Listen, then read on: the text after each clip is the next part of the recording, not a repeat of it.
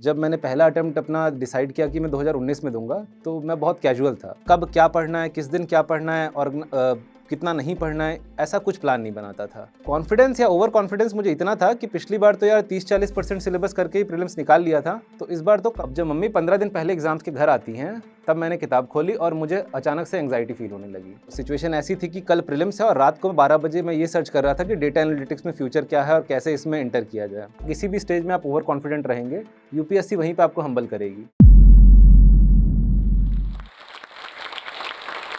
नमस्कार, मेरा नाम दिव्यांश शुक्ला है। मैं 2022 बैच का आईपीएस ट्रेनी हूँ। सिविल सर्विस 2021 में मेरा सिलेक्शन हुआ था और मेरी रैंक 153 आई थी। मैं मूलतः गोपालगंज डिस्ट्रिक्ट ऑफ बिहार का रहने वाला हूँ। पढ़ाई स्कूलिंग जो भी है गोरखपुर से हुई है और ग्रेजुएशन मेरा आईआईटी बीएचयू से है। तो मेरी जर्नी स्टार्ट होती है 2019 से। कॉलेज से ही मेरा कैंपस प्लेसमेंट हो गया था, मैं कोल इंडिया में प्लेस्ड था। तो जनवरी 2019 में मैंने डिसाइड किया कि मुझे यूपीएससी देना है।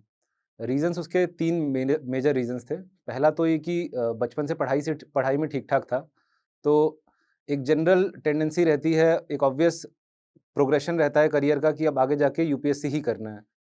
दूसरा ये जर्नी खुद में इंटेलेक्चुअली बहुत चैलेंजिंग है, तो हमेशा से मुझे एक्साइट करती थी।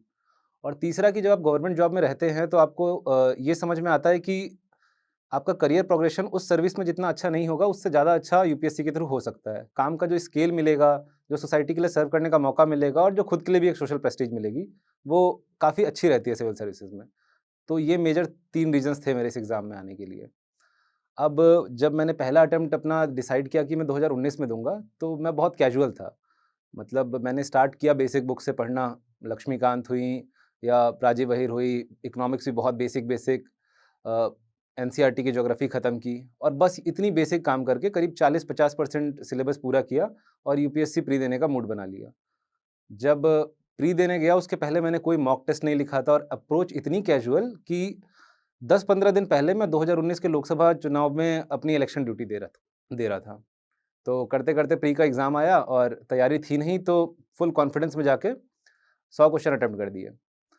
20-25 क्वेश्चन आते थे, बाकी प्लस माइनस होते-होते किस्मत से वो साल क्लियर हो गया।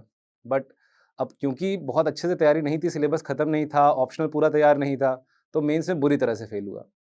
फेल ऐसा कि मैंने अभी तक अपने किसी भी फ्रेंड सर्किल में किसी के भी उतने कम मार्क्स नहीं देखे हैं। सारा जोड़-वोड़ के मेरे 500 नंबर बने थे, 500 सवा 500 कुछ ऐसे ही।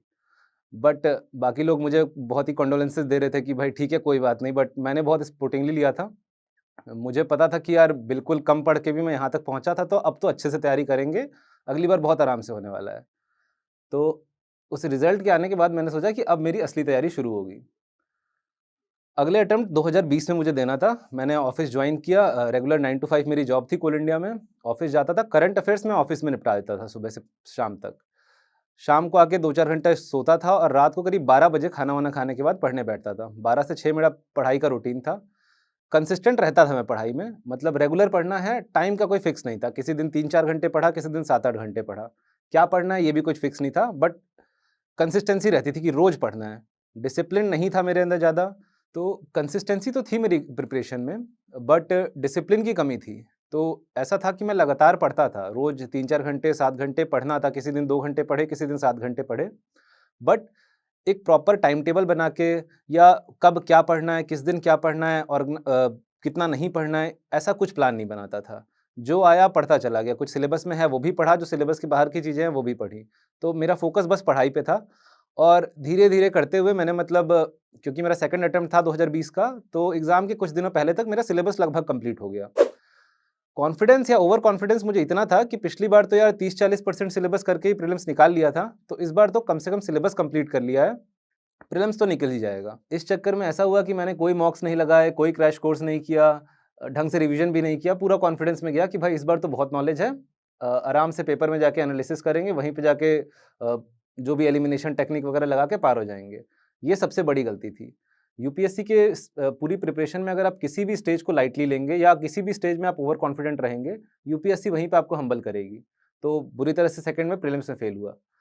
अब ये मेरी लाइफ़ का पहला एग्ज़ाम ऐसा था जिसमें मैं तैयारी करने के बाद फेल हुआ था। मतलब ऐसे नेगेटिव थॉट्स दिमाग में आने लगे कि कहाँ तुम 1500 150 रैंक लाने के बारे में सोच रहे हो, तो कहाँ आप एक तरफ सोच रहे होते हो कि आपको 150 के अंदर रैंक लानी है और जब प्री का रिजल्ट आता है जिसमें 15,000 बच्चे सेलेक्ट हो रहे हैं, आपका उसमें भी नाम नहीं है और ये तब जब आपने 1.5-2 साल लगातार तैयारी की है, तो कॉन्फिडेंस एकदम बुरी तरह से ज़मीन पे गिर जाता है। और ये ऐसा टाइम होता है जब आपको सही में डिसीजन लेना होता है कि अब आगे करना क्या है। ये ऐसा टाइम होता है जिसमें घर वालों का सपोर्ट, फ्रेंड्स का सपोर्ट बहुत मैटर करता है और फॉर्च्यूनेटली मेरे साथ ऐसा हुआ। फैमिली ने और फ्रेंड्स ने सपोर्ट किया इस टाइम और मैंने एक रिस्क लिया। मैंने कोल इंडिया की अपनी जॉब में एक मेडिकल लीव लगाई, कुछ मेरे स्पाइन में प्रॉब्लम थी और मैं 1 साल के लिए फुल टाइम तैयारी करने घर आ गया। रिस्की डिसीजन था, 1 साल की छुट्टी कहीं मिलती नहीं है तो वो मोस्ट प्रोबेबल चांस था कि मैं वहाँ से टर्मिनेट हो जाता। बट स्टिल आई थॉट कि I should give a chance. अब तैयारी शुरू होती है मेरे तीसरे अटेम्प्ट की। सिलेबस कंप्लीट हो चुका था, बस एक बार और किस्मत आजमानी थी। तो वही पुराना अपना टैक्टिक्स कि पढ़ते जा रहे हैं, कोई स्पेसिफिक गोल नहीं है, कोई डिसिप्लिन नहीं है, कोई टाइम टेबल नहीं है, बट कंसिस्टेंसी है। पढ़ाई रेगुलर बेसिस पे चल रही है। तो धीरे-धीरे करते हुए मैंने नोट्स बनाए अपने प्रॉपर, मेंस का हर एक टॉपिक वाइज़ क्वेश्चंस की एनालिसिस करके अच्छे नोट्स बना लिए थे। कंटेंट अच्छा खासा रेडी था और तैयारी भी अच्छी चल रही थी। अब आता है प्रीलिम्स के 1 महीने पहले का टाइम। नाना और नानी की तबीयत खराब होती है, अचानक से दोनों की डेथ होती है। मम्मी को दोनों को पास जमशेदपुर जाना पड़ता है और मैं घर पे अकेला। क्योंकि मेरे पास डिसिप्लिन की बहुत कमी थी, तो जब जैसे ही घर से पेरेंट्स हटे, पता नहीं क्या मेरे दिमाग में था, मैंने 15-16 दिन बिल्कुल पढ़ाई नहीं की। दिन भर टीवी सीरीज़ देख रहा हूँ और दिन भर यूट्यूब चला रहा हूँ। क्या था मेरे दिमाग में पता नहीं, ओवर कॉन्फिडेंस था या कुछ इनडिसिज़न। अब जब मम्मी 15 दिन पहले एग्ज़ाम्स के घर आती हैं, तब मैंने किताब खोली और मुझे अचानक से एंग्ज़ायटी फ़ील होने लगी। क्योंकि ऐसा लग रहा था कि यार इतना कुछ पढ़ लिया है, स्टिल कुछ भी रिवाइज़ नहीं किया और अब पेपर में सब कुछ गड़बड़ होने वाला है। तो फिर अपने कुछ दोस्तों को कॉल किया जो कॉर्पोरेट में काम कर रहे थे कि भाई तैयारी 2-3 साल कर ली है, पढ़ा बहुत कुछ है लेकिन एग्ज़ाम नहीं निकलने वाला है। तो अब बताओ कि 3 साल के बाद वहाँ क्या अपॉर्च्युनिटीज़ हैं मेरे लिए? तो उन्होंने भरोसा दिया कि भाई ठीक है, एग्ज़ाम नहीं निकलेगा तो यहाँ आ जाना, कुछ जॉब लग जाती है काम लायक। तो सिचुएशन ऐसी थी कि कल प्रीलिम्स है और रात को 12 बजे मैं ये सर्च कर रहा था कि डेटा एनालिटिक्स में फ्यूचर क्या है और कैसे इसमें एंटर किया जाए। तो इसी फ्री माइंड से कि अब तो सिलेक्शन होना नहीं है, मैं एग्ज़ाम देने चला गया। फिर वही टैक्टिक्स अपनाई मैंने कि 100 के 100 क्वेश्चन अटेम्प्ट किए क्योंकि मुझे पता था कि फिर तैयार तो कुछ है नहीं। लेकिन क्योंकि क्यूमुलेटिव नॉलेज अच्छी खासी थी, पीछे जो पढ़ा था उस एनालिसिस अच्छे से किया था, पेपर टफ था, बाकी लोग के भी नंबर कम हुए, तो मेरा अच्छे से क्लियर हुआ पेपर। इतना सिविल सर्विस नहीं बल्कि जो 20 नंबर ज़्यादा लाके फॉरेस्ट सर्विस का कट ऑफ क्लियर होता है, वो भी क्लियर हुआ। एग्ज़ाम देते ही मैं समझ गया था कि पेपर ठीक चला गया है, तो मेंस की तैयारी करनी ही थी। लेकिन अब बीच में आया यूपी पीसीएस का पेपर। 15 दिन का टाइम उसमें गया, वेस्ट हुआ, यूपी पीसीएस का प्री निकला भी नहीं। तो यूपी पीसीएस के बाद अब मेंस देना था मुझे, 60 दिन बचे थे यूपीएससी के मेंस देने के लिए। तो मैंने डिसाइड किया कि पहले 20 दिन में मैं अपना जीएस निपटाऊँगा, वो मैंने ठीक-ठाक कवर कर लिया, हर एक जीएस का एक-एक टेस्ट पेपर लिख भी दिया। ऑप्शनल पे आते हैं तो ऑप्शनल के 2 पेपर होते हैं। ऑप्शनल 2 मेरा ठीक-ठाक तैयार था, मैंने अगले 10 दिन में उसको और अच्छे से तैयार करके रख दिया। मेरा ये मानना था कि भाई ऑप्शनल 1 मैं लास्ट के 1 महीने देखूँगा और उसमें आराम से उसको कंप्लीट कर लूँगा। तो अब ऑप्शनल 1 की बारी थी, मैं 1 दिसंबर को मुझे अभी भी याद है कि मैं ऑप्शनल 1 करने बैठा और ये देखते ही मुझे पता चल गया कि बहुत बड़ा ब्लंडर हो चुका है। 1 महीने में खत्म होने नहीं वाला है, क्योंकि इसके पहले 4-5 महीने पहले उसे लास्ट खोला था, तो अब ये लगने लगा कि भाई ये तो अब गया मेरा, फिर से ऑप्शनल भी मैंने बर्बाद कर दिया अपना। तो मैंने फिर भी कहा कि भाई ठीक है, जितना हो सकता है खींचते हैं। 7 तारीख तक उसको लेके गया मैं। 7 को मैंने पहला टेस्ट लिखा, तो वो दिन मुझे अभी भी याद है। मैं अपने एक दोस्त के साथ लिख रहा था, वो उसका भी सिविल ऑप्शनल है। उसका टेस्ट उसने भी ऑप्शनल 1 का टेस्ट दिया, 250 में से करीब उसके 180 नंबर आए। मैंने भी टेस्ट लिखा था, चेक कराने की तो मेरी हिम्मत हुई नहीं, लेकिन जो खुद से सेल्फ इवैल्यूएट किया, मेरे नंबर करीब 70-80 बन रहे थे। तो मतलब पेपर के लिए टाइम बचा नहीं है और इतना खराब परफॉर्मेंस, मेरी आँखों से आँसू निकलने लगे उस टाइम। लेकिन फिर घर वालों ने वही मोटिवेट किया कि भाई लास्ट अटेम्प्ट है, जो भी दे के करना है करो, इसके बाद कोई अटेम्प्ट देना नहीं है, तो मैं खींचता गया। मैंने अब सारा जीएस छोड़ा, ऑप्शनल 2 छोड़ा और आखिरी पूरे महीने केवल ऑप्शनल 1 पे काम किया और मेंस लिख दिया। मेंस किस्मत ऐसी थी कि रात को जो क्वेश्चंस पढ़ के गया, रात के 12 या 2 बजे जो क्वेश्चंस पढ़ रहा था, वो पेपर में डायरेक्ट वैसे आए। तो कुछ हद तक वहाँ पे हेल्प हुआ और पेपर से निकलने के तुरंत बाद मेंस का ऑप्शनल का जैसा ही पेपर दिया, मैं बाहर आया, मम्मी थी वहाँ पर, मैंने उनसे ये कहा कि मम्मी इंटरव्यू की कॉल तो आ रही है। मैं समझ गया था कि मेंस मेरा ठीक-ठाक हो गया है। अब इसके बाद क्योंकि फॉरेस्ट्री निकली थी, फॉरेस्ट का भी एग्ज़ाम निकला था मेरा, तो 2 महीने अगले मैंने फॉरेस्ट की प्रिपेयर किया और फॉरेस्ट का प्रिपेयर करके फॉरेस्ट का मेंस लिखा। यहाँ पे मैं एक अपने फेलो एस्पिरेंट्स के लिए बात बोलूँगा कि फॉरेस्ट का अगर आपका प्री निकल जाता है, तो वो 30-40 दिन जो फॉरेस्ट की तैयारी होती है, उसको अच्छे से कर लीजिए। वो एक श्योर शॉट एग्ज़ाम है, उसमें लक फैक्टर बहुत ज़्यादा काम नहीं करता है और आप अगर थोड़ा भी फ़ोकस्ड हैं, तो वो एग्ज़ाम आपका आसानी से निकल जाएगा। मतलब सिविल सर्विस की तुलना में मैंने 1/10 मेहनत की थी उसमें और मेरा मेंस आराम से क्लियर हुआ था। फॉरेस्ट का एग्ज़ाम वगैरह क्लियर करके मैं आराम से आ गया घर। तब रिज़ल्ट आता है मेंस का। मेंस की लिस्ट में मेरा नाम था सिविल सर्विस की लिस्ट में। इंटरव्यू का कॉल आता है, इंटरव्यू दिल्ली प्रिपरेशन करने आते हैं। करीब 15 दिन पहले मैं दिल्ली आया था। अब दिल्ली का भी ये सीन कि मैंने शुरुआत के जो 2-3 मॉक्स दिए, इतने खराब रिव्यूज़ मिल रहे थे कि मुझे लगा कि अब इंटरव्यू तो मेरे को बेसिक मार्क्स में मिल जाएँ तो बहुत बड़ी चीज़ है। पहले मुझे ऐसा लगता था कि मैं इंटरव्यू के लिए एक अच्छा कैंडिडेट हूँ, लेकिन मॉक्स ने पूरा कॉन्फिडेंस डाउन कर दिया था। फिर मैंने हफ्ता 10 दिन कहीं मॉक्स नहीं दिए। घर पे बैठ के वापस से अपने सारे जीएस के पेपर रिवाइज़ किए, जो भी टॉपिक्स चल रहे थे, जो ड्राफ्ट चल रहा था, उनको अच्छे से एनालाइज़ करके अपने क्वेश्चनर तैयार किया। इंटरव्यू के 3 दिन पहले मैंने शंकर आईएएस में एक मॉक दिया और उसने मेरा कॉन्फिडेंस थोड़ा बूस्ट किया। बस उसी कॉन्फिडेंस के साथ इंटरव्यू में गया, वहाँ भी थोड़ा लक ने साथ दिया और सारे क्वेश्चन मेरे सिविल इंजीनियरिंग बैकग्राउंड और कोल इंडिया में जो मेरा वर्क प्रोफाइल था, उसी के आसपास रहे और इंटरव्यू बहुत अच्छा गया। नंबर भी उसी हिसाब से 193 आए और उसी 193 की बदौलत मैं लिस्ट में था, वरना तो कहीं बाहर बैठा होता अभी। और रिज़ल्ट आने वाला भी दिन मेरा किसी ड्रामा से कम नहीं था। मैं अपने एक दोस्त के यहाँ गया हुआ था घर से दूर। उसी के घर पे रुका हुआ था। अब रिज़ल्ट आने के 1 दिन पहले मेरा फ़ोन टूट गया, तो मैंने एक फ़ोन बनाने वाली शॉप पे अपना फ़ोन दिया था, फ़ोन स्विच ऑफ होके उसके यहाँ पड़ा हुआ था। जब रिज़ल्ट आया तो मैंने अपने दोस्त के टैब में देखा, लिस्ट में नाम देखा तो एक अलग ही यूफ़ोरिया हो गया। हम लोग अपना पार्टी वगैरह कर रहे थे, लेकिन घर पे किसी से कॉन्टैक्ट नहीं हो रहा था। सब लोग मेरे फ़ोन पे कॉल कर रहे थे और फ़ोन स्विच ऑफ था। तो तुरंत हम लोग पहले उस दुकान पे गए, फ़ोन-वोन बनवाया अपना, फ़ोन ऑन किया तो 62 मिस्ड कॉल, 62 मिस्ड कॉल्स थी उसमें। एक-एक दोस्त के कॉल आ रखे थे, घर से पूरे कॉल थे, मीडिया वालों के कॉल थे। धीरे-धीरे सबको अटेंड किया, वो रात पूरी ऐसे यूफ़ोरिया में निकली। अगले दिन कुछ मीडिया वाले घर पे थे, उनसे बात हुई और फिर क्योंकि मुझे अगला अटेम्प्ट भी देना था और 5-6 दिन बाद ही अगला प्रीलिम्स था, तो फिर ज़्यादा टाइम ना देते हुए अगले दिन मैं उसमें लग गया। तो ये थी पूरी जर्नी। अब पॉइंट की बात ये है कि मेरी इस जर्नी से आपका क्या फ़ायदा? तो कुछ जो लर्निंग मुझे लगी अपने इस एग्ज़ाम में, वो मैं आपको बता सकता हूँ, जो शायद अगर आप ध्यान रखो तो कहीं हेल्प कर जाए आपकी जर्नी में। तो पहली चीज़ है कि इस पूरी जर्नी में थोड़ा निष्काम कर्म या डिओन्टोलॉजिकली जो कह लीजिए, आपको इसको फ़ॉलो करना पड़ेगा। मतलब स्टूडेंट्स को मैं देखता हूँ रोज़ यही सोचते रहते हैं कि सिलेक्शन होगा कि नहीं होगा। आप अगर रोज़ ये सोचिएगा तो काम नहीं बनेगा आपका। बहुत कुछ ऐसा है जो आपको बस मेहनत करते जानी है, फल की चिंता बिल्कुल नहीं करनी है। एक टाइम के बाद थोड़ा बहुत टेंशन होने लगती है, बट जितना हो सके इसको अवॉइड करना है। दूसरा मैं ये कहूँगा कि थोड़ा एजाइल अप्रोच रखनी है, मतलब कि पहले दिन ही ये स्ट्रैटेजी नहीं बना लेनी है कि मेरा पूरी जर्नी कैसे होने वाली है। आप एक ब्रॉड स्ट्रैटेजी बनाइए कि ठीक है, मैं अगले 4 महीनों में सिलेबस खत्म करूँगा, उसके बाद टेस्ट सीरीज़ दूँगा, उसके बाद रिविज़न करूँगा और ऐसे करूँगा। अब उन 3 महीने में आपको क्या काम करना है, उसकी डिटेल्ड स्ट्रैटेजी बनानी है। पहले दिन से ये मत बनाइए कि भाई इतने तारीख तक ये सब्जेक्ट खत्म करना है, फिर ऐसे टेस्ट देने हैं। क्योंकि जैसे-जैसे टाइम बढ़ता है, आपको पता चलता है कि पीछे गलतियाँ क्या हो रही हैं, कुछ नई अप्रोच कैसे बनानी है, वो टाइम के साथ अपने आप बनती जाती है। जो ये गलती बच्चे करते हैं कि पहले दिन मैं पहले से एक स्ट्रैटेजी फुल प्रूफ बना लूँ और फिर आगे बढ़ूँ, तो ये बहुत ही अच्छा सॉल्यूशन नहीं है यूपीएससी की जर्नी में। तीसरा चीज़ ये कि किसी भी स्टेप, आप कितने भी अच्छे हो किसी सब्जेक्ट में, किसी भी स्टेप पे आपको ओवर कॉन्फिडेंस में नहीं आना है। मतलब कि आप आईआईटी बॉम्बे से के ग्रेजुएट हैं, आपका मैथमेटिक्स ऑप्शनल है, तो ऐसा नहीं सोचना है कि सीसेट अब मेरे से हो ही जाएगा। या आप सुप्रीम कोर्ट के लॉयर हैं और आपको लगता है कि इंटरव्यू तो मैं बहुत अच्छा कर ही लूँगा। तो I have ample of examples जिसमें मेरे कई दोस्तों के साथ ऐसा नहीं हुआ है। मतलब जहाँ भी आप ओवर कॉन्फिडेंस में रहेंगे, यूपीएससी आपको हम्बल करेगी। तो इस बात को ध्यान में रखना है। और बाकी स्ट्रैटेजी की बात मैं आपको बताऊँ तो प्री के लिए तो देखो भाई 3 ही स्ट्रैटेजी है कि पहले आपको कोर्सेज़ खत्म करने हैं, दूसरा है कि रिवीजन करना है, रिवीजन करना है, रिवीजन करना है और फिर उसके बाद जितने मॉक्स हो सकते हैं लगाने हैं। जैसे प्रीलिम्स का पेपर डायनामिक होता जा रहा है, जो पहले नेग्लेक्टेड टॉपिक्स होते थे, यानी ancient history, medieval history, art and culture या एनवायरनमेंट, अब उन पे भी बहुत ज़्यादा फोकस आपको करना पड़ेगा।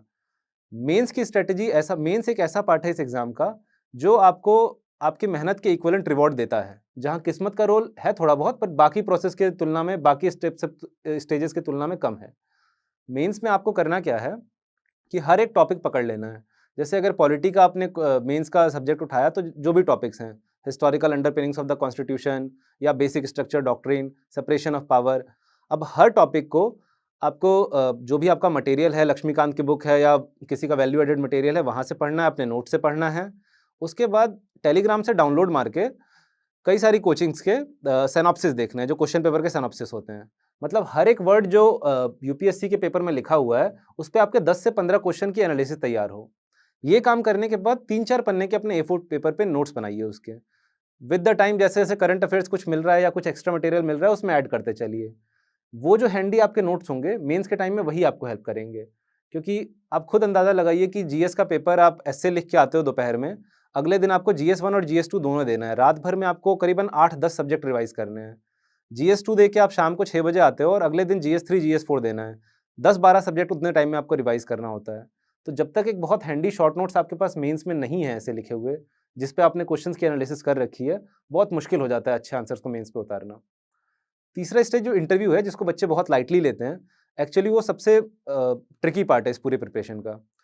कहने को तो लगता है वो 250 नंबर का ही इंटरव्यू है, 275 नंबर का ही और पूरा मेंस इतना 1750 नंबर का है, बट ऐसा नहीं है। आप वेटेज देखोगे तो अराउंड 50% पार्ट इंटरव्यू प्ले करता है आपके सिलेक्शन में। मतलब आपके 200 नंबर आते हैं तो आपको आईएएस मिलने के चांसेस रहते हैं, वही 140 आते हैं तो लिस्ट में बाहर हो सकते हो। 20 नंबर में आप आईपीएस होते हो और 20 नंबर में आप लिस्ट से बाहर होते हो। तो इंटरव्यू का ये इतना रोल रहता है इस एग्ज़ाम में। अब इंटरव्यू के लिए करें क्या? तो पहली चीज़ तो आपको डाफ अट्रैक्टिव बनाना है अपना, जो डिटेल्ड एप्लीकेशन फॉर्म है, उसमें बहुत सारे काम आपको लिखने हैं, जो भी आपने छोटे-मोटे किए हों। अपने कॉलेज में कोई रिसर्च पेपर पब्लिश किया है, किसी फेस्ट में पार्टिसिपेट किया है, कुछ हॉबीज़ आपको इस जर्नी के दौरान ही आपको कल्टीवेट करनी है अपने अंदर। तो ये सारी चीज़ें जब ड्राफ्ट में रहती हैं, तो इंटरव्यू पैनल डेफ़िनेटली इस पे अट्रैक्ट हो जाता है और क्वेश्चन का दायरा सीमित हो जाता है, कि गिवन पॉइंट्स हैं आपके ड्राफ्ट में, 50 कीवर्ड्स हैं आपके ड्राफ्ट के, आपने उन 50 कीवर्ड में 20-25 क्वेश्चंस तैयार किए और उन्हीं 500-600 क्वेश्चंस के आसपास आपका इंटरव्यू चलेगा। अगर आपका ड्राफ्ट बहुत अच्छा प्रिपेयर नहीं है, तो एक ओपन फील्ड हो जाता है यूपीएससी का इंटरव्यू। वो फिर सोशल इश्यूज़, करंट अफेयर्स, किसी भी सब्जेक्ट से रिलेटेड बहुत कुछ एक लंबा-चौड़ा दायरा हो जाता है और उसको सँभालना मुश्किल हो जाता है थोड़ा। तो ये रिकमेंडेशन रहेगी कि ड्राफ्ट को बहुत अट्रैक्टिव बनाओ। करंट अफेयर्स वाला पार्ट थोड़ा ट्रिकी होता है, उसको सँभालना कुछ हद तक मुश्किल होता है। रही बात ऑप्शनल सिलेक्शन की और ऑप्शनल एग्जीक्यूशन की, कैसे उसको एग्ज़ाम में एग्ज़ीक्यूट किया जाए।